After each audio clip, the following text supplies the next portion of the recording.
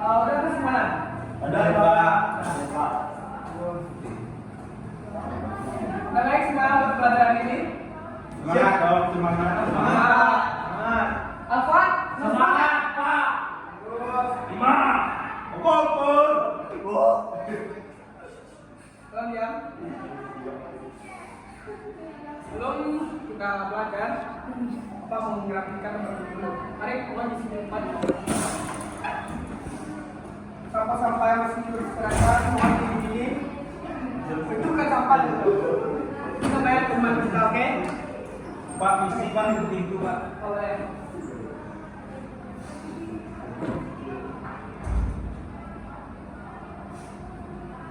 Sebenarnya kita ngambil absen dulu ya. Farid Hadi, Hadir Bu. Hadi Fauzan, Hadir Pak. Azra, Hadir Pak. Al-Fatih. Hadir Pak. Ternyata memang semua ya. Ya Pak. Ya. Baik, sebelum kita masuk ke materi pembelajaran kita pada hari ini, Bapak mau tanya dulu kepada Bapak semua. Materi minggu kemarin apa? Siapa yang masih ingat materi minggu kemarin? Nah, apa itu Pak Farid? Minggu kemarin perampokan. Nah, apa itu perampokan? Perampokan adalah dimana kita melakukan kita berorganisasi berempat atau lima orang. Kita merampok orang, kita mengambil hak orang, kita bersembunyi orang, kita mengikuti secara ugal-ugalan Kita minta kalau kita udah baik. Apa yang sini kita pernah rampok? Katakan itu yang rampok itu adalah perbuatan yang tidak boleh. Teman saya ada pernah rampok Pak. Apa? Teman saya Pak. Mana yang rampok ya? Jangan ditiru ya. Tidak Pak. Itu punya geng di Mentawai Pak. Oke, kita masuk aja ke materi kita pada ini tentang Jinaya. Siapa yang udah tahu tentang Jinaya? Apa tuh Pak? Apa Farid? pembunuhan Pak. Bukan. Jinaya. Apa itu Jinaya? Lupa bagaimana? Gak tahu kan? Oke, kita masuk. Apa itu Pak Jinaya? Gimana? Pak nih benar. Nih, Farid kebetulan apa itu Jinaya? Jinaya ialah merupakan tindakan menyerang oleh syarat karena dapat menimbulkan bahaya bagi jiwa, harta, atau kepentingan lainnya. Langsung ini. Sebagai ahli fikih menggunakan ketentuan itu perbuatan yang berkaitan dengan jiwa atau undang-undang seperti membunuh, melukai, membunuhkan korban, tidak lain sebagainya. Oleh karena itu, Oke, udah. Nah, Jinaya itu tentang pembunuhan. Sebelumnya apa mau tanya dulu lagi? Pembunuhan siapa udah pernah melihat atau di media sosial tentang pembunuhan? Siapa yang pernah lihat? Pembunuhan apa itu? Bangunan mutilasi Pariaman Pak. Nah, iya betul sekali. Kita kan sudah belajar sekarang tuh. Ya, Pak. Di TV nampaknya Pak. Ini Instagram, Pak. Oke. Ini cek Pak. Jadi, Ya? secara bahasa pembunuhan ialah menghilangkan nyawa seseorang. Secara istilah, pembunuhan adalah perbuatan manusia yang mengakibatkan hilangnya nyawa seseorang, baik dengan sengaja atau tidak sengaja, baik dengan alat yang mematikan ya, Assalamualaikum. samurai, Pistol. dengan alat yang tidak mematikan, ada juga dengan ataupun dengan alat yang juga tidak mematikan. Pak. Apa? Contohnya. Contoh yang tidak mematikan seperti memukul dengan kayu. Nah, yaitu ada dasar hukum tentang pembunuhan. Karena ada ganti Quran, mohon mana ayatnya? Surah Al-Isra ayat 33. A'udzu billahi minasyaitonir rajim. Bismillahirrahmanirrahim. Wala taqtulun nafsal lati harramallahu illa bil haqq. Wa man qutila mazluman faqad ja'alna li waliyyihi sultanan fala yusrif fil qatl. Innahu kana mansura. Sadaqallahu Nada Naki Azra Mohon bacanya. Lupa, artinya janganlah kamu membunuh orang yang diharamkan Allah membunuhnya, kecuali dengan suatu alasan yang benar. Siapa yang dibunuh secara teraniaya, sungguh kami telah memberi kekuasaan kepada walinya. Akan tetapi janganlah dia atau walinya itu melampaui batas dalam pembunuhan atau kisos.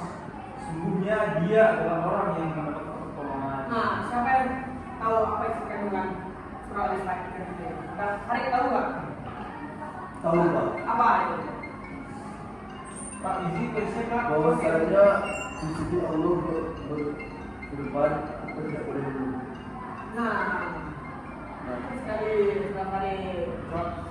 Seperti kita Israel ini sudah ditegaskan oleh Allah Subhanahu Wa Taala bahwa Israel ini kita sebagai manusia tidak boleh membunuh atau menghilangkan nyawa seseorang. Oke, kalian tidak apa kan? Nah, ada itu macam-macam pembunuhan. Yang pertama kita pembunuhan secara sengaja.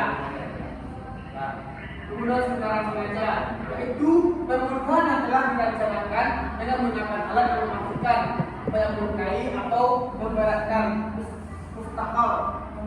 Dikatakan pembunuhan sengaja apabila ada niat dari hati dari pelaku sebelumnya dengan menggunakan alat atau senjata yang mematikan. Si pembunuh termasuk orang yang balik dan yang dibunuh korban adalah orang yang lain. Nah, ada juga pembunuhan seperti sengaja, yaitu menghilangkan nyawa seseorang tanpa adanya pembunuh dan menggunakan alat yang biasanya tidak mematikan atau tidak lazim dipakai pembunuh dengan menyebabkan hilangnya nyawa seseorang, seperti yang pada kata-kata ini seperti kayak mengumpul dengan kayu. Tidak sengaja Pak. Kalau sengaja, kalau tidak sengaja itu dengan niat itu tidak. Jadi nggak sengaja, suruh sengaja. Kalau langsung spontan gitu, membunuh seseorang tuh. Spontan Pak. Ya. Nah, udah paham kan? Ada tadi apa saja macam-macam pembunuhan? Yang tidak disengaja dan sengaja. Apa tadi yang disengaja? Yang sengaja adalah menghilangkan nyawa seseorang kepada dia yang membunuh dan melakukan Oh, sengaja. Ya, saudara kasih apa itu tidak sengaja? Tidak sengaja Boleh. itu menggunakan nyawa seorang tanpa adanya yang membunuh dan menggunakan alat yang tidak mematikan biasanya Pak. Contohnya orang lagi berantem Pak, Ah. terus ya niatnya tidak membunuh, ternyata meninggal orangnya Pak. Jadi tidak sengaja. Ya, udah paham gitu ya. Oke. Ada juga pembunuhan karena kesalahan, yaitu perbuatan seseorang tanpa bermaksud melakukan kejahatan namun karena salah seseorang menyebabkan kematian seseorang berbunuh dosa namun mengenai orang lain hingga berakibat kematian. Apa tadi saudara apa? Pembunuhan yang kesalahan. Yaitu perbuatan seseorang tanpa bermaksud melakukan kejahatan Pak. Ya. Namun karena salah sasaran menyebabkan kematian seseorang. Sasaran yang kita seperti mau memburu, Iya. Salah tembak, ya, Pak. salah tembak. Yang dinamakan pembunuhan karena kesalahan.